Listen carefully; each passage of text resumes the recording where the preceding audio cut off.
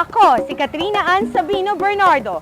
Ngayong tag-init, swimming ang kadalasang summer getaway ng karamihan sa atin.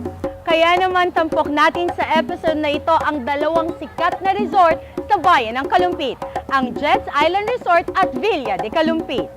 Sama-sama nating panoorin ang kagandahan ng mga resorts na ito na sariling atin at tuklasin ang mga dahilan kung bakit hindi na natin kailangang lumayo pa upang ma-enjoy ang bakasyon ngayong summer. Dito lamang yan sa nag-iisang programang panlalawigan, Galing Bulacan.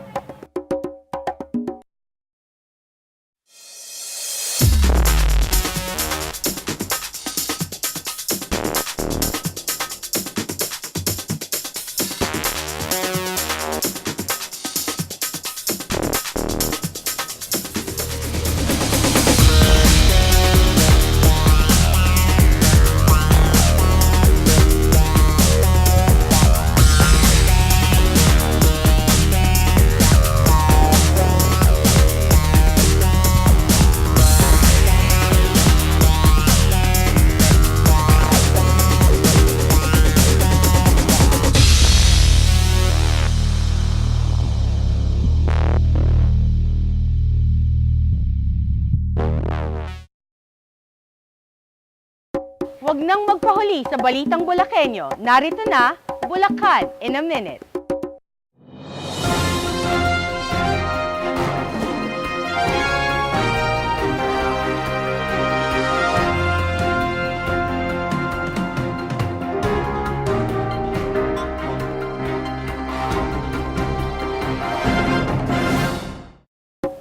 Nitong nagdaan na buwan ay puno ng kaganapan sa pamahalaang panlalawigan. Itinanghal ang mga katangi-tanging kababaihan, tumanggap ng parangal ang Bulacan, mga balitang, pangkalusugan, pangkaunlaran at pangkasaysayan. Susunod yan sa Bulacan in a Minute. Pinangunahan ng Order of the Knights of Rizal ng pamahalaang panlalawigan ng Bulacan at ng Bulacan State University ang isang makabuluhang programa para alalahanin ang ambag sa kasaysayan ng mga kababaihan ng Malolos. Isang inspirational message din ang hatid ng panauhing pandangal na si Dr. Isabelita Embores na siyang Regional Director ng Department of Education. Pebrero, 1872, ginaruti si Padre Maririano Gomis, si Padre Jacinto Zamora, si Padre Jose Burgos. Dahil po sa isyu ng sekularisasyon, kasi po gusto na nila mabigyan ng oportunidad ang mga praile ng Pilipino. Pero ayaw po ng mga Kastilang praile. Maraming taon ang lumipas hanggang nagkagulo-gulo ang mga bayani na pinangunahan ni Andres Bonifacio, pati na po yung ating pinakamakata na Marcelo H. Del Pilar, na tubong Bulacan, at lahat po sila nagtulong-tulungan. Pero hindi inakala sa lahat ng taga-Pilipinas na merong isang grupo, 21 mga babae dito po sa Malolos, Bulacan, na nagawa ng petisyon para mabigyan ng kalayaan, para mabigyan ng karunungan laban sa kamangmangan. Ito ay naganap sa Student Activity Center ng BSU kung saan nagbigay-pugay ang mga individual mula sa sektor ng kabataan, kaguruan, medisina, inhinyero at serbisyo publiko sa katapangan ng mga kababaihan ng Malolos sa pagsusulong ng pantay na karapatan ng kababaihan pagdating sa ating lipunan.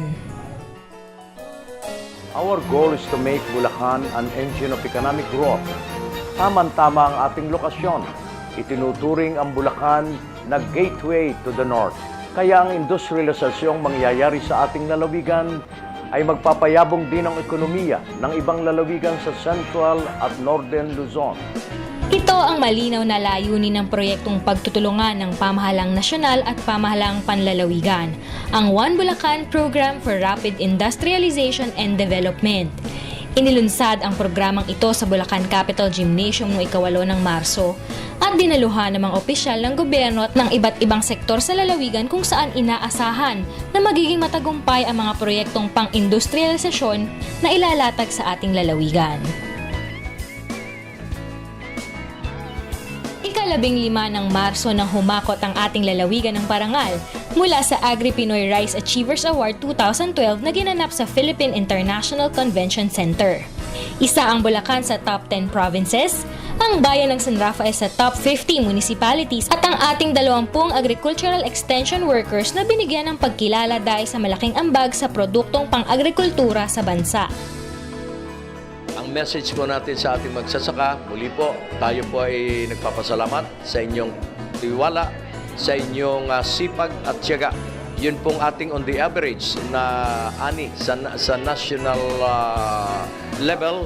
Ito po ay from 3.6 metric ton naging 4.2 something like that. Well, we have to balance our development and our environmental preservation, especially our agricultural areas.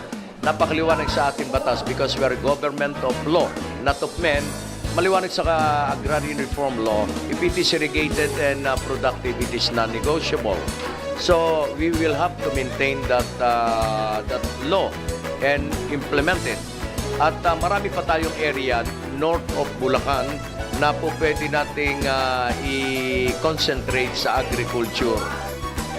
So far, we're almost 98% self-sufficient na rin sa rice, sa lalawigan natin. And we thank the governor dahil patuloy ang suporta niya sa ating mga magsasaka. Nandiyan yung suporta natin para sa mga seminars, technology transfer, mga demo farms, at as well as yung mga small-scale irrigation system na pinamamahagi ng ating provincial government. We also provide organic fertilizer and we support yung mga programs and projects ng Department of Agriculture.